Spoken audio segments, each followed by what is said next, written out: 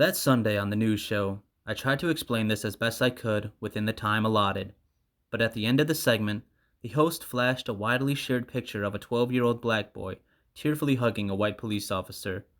Then she asked me about hope, and I knew then that I had failed. And I remembered that I had expected to fail, and I wondered again at the indistinct sadness welling up in me. Why exactly was I sad?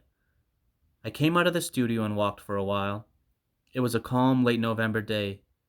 Families, believing themselves white, were out on the streets. Infants raised to be white were bundled in strollers. And I was sad for these people, much as I was sad for the host, and sad for all the people out there watching and reveling in a specious hope. I realized then why I was sad.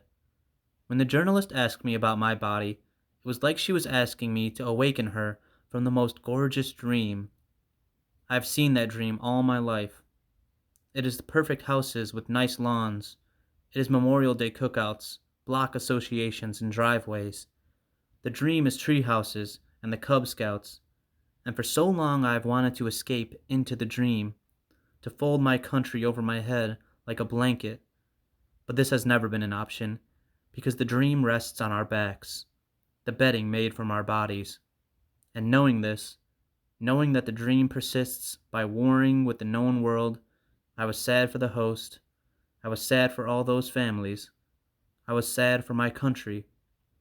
But above all, in that moment, I was sad for you. That was the week you learned that the killers of Michael Brown would go free. The men who had left his body in the street would never be punished. It was not my expectation that anyone would ever be punished, but you were young and still believed. You stayed up till 11 p.m. that night, waiting for the announcement of an indictment. And when instead it was announced that there was none, you said, "I've got to go." And you went into your room, and I heard you crying. I came in 5 minutes after, and I didn't hug you, and I didn't comfort you, because I thought it would be wrong to comfort you. I did not tell you that it would be okay, because I have never believed it would be okay. What I told you was what your grandparents tried to tell me. That this is your country, that this is your world, that this is your body, and you must find some way to live within the all of it. I write you in your 15th year. I'm writing you because this was the year you saw Eric Garner choked to death for selling cigarettes.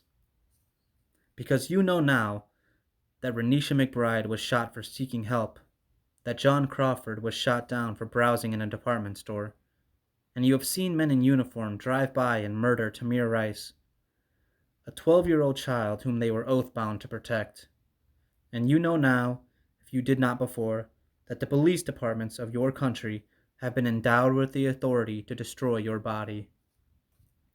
It does not matter if the destruction is the result of an unfortunate overreaction. It does not matter if it originates in a misunderstanding. It does not matter if the destruction springs from a foolish policy. Sell cigarettes without the proper authority, and your body can be destroyed. Turn into a dark stairwell, and your body can be destroyed.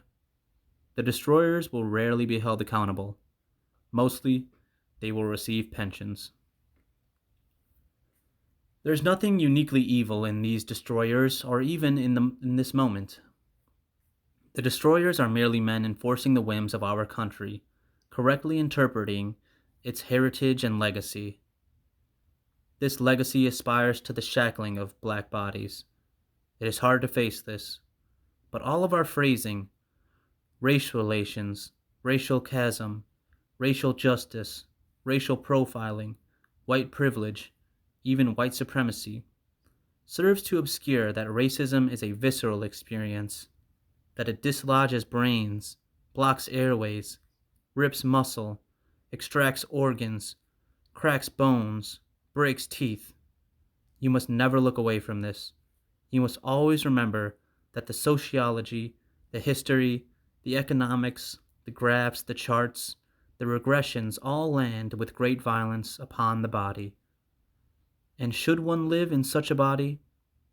What should be our aim beyond meager survival of constant, generational, ongoing battery and assault?